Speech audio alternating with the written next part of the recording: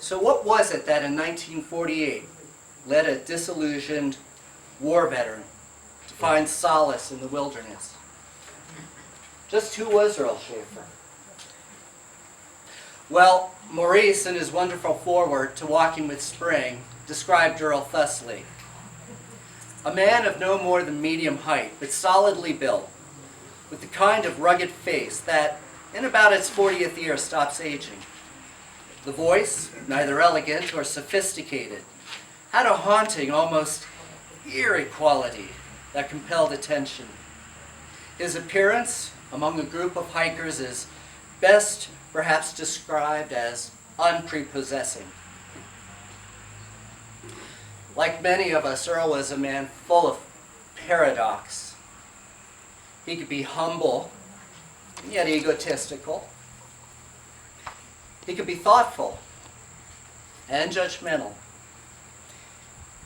He was, at his core, an introvert, and yet, amongst a small group of hikers, very much the extrovert. And he was stubborn. You would have had to have done that first hike in 1948. I mean, nobody had ever done it before. It would have been so easy, I can only imagine, to have had one or two bad days in a row and just said, that's it. I'm done with this. Nobody's ever done it. Why in the world would I think that I could possibly do this? In fact, in May of 1948, I believe it was, while Earl was hiking the trail, the Appalachian Trailway News had an article explaining why it was probably impossible for a person to do a single thru hike in one season. And I have my own story to attest to Earl's stubbornness.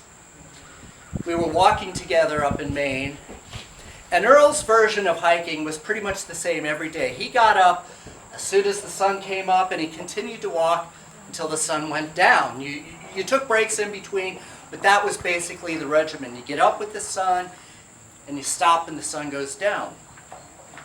So we're coming up to White Cap Mountain, and twilight is just starting to begin.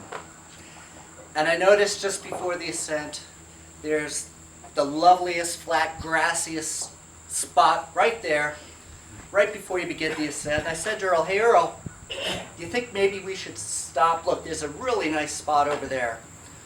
And Earl said to me, well, you can stop if you want to, but I'm going. So, who was I to stop?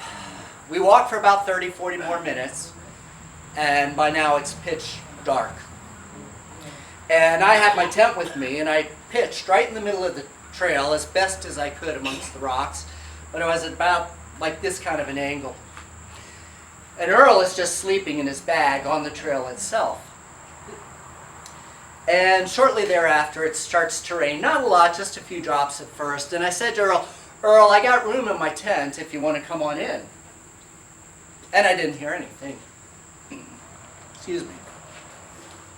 A few minutes later, it started raining a little bit harder, and I said to Earl, Earl, you want to come on in? I got room in my tent. Nothing. Shortly thereafter, it starts pouring down. The skies just opened up. And without my saying anything, I hear a voice outside my tent saying, well, if you insist.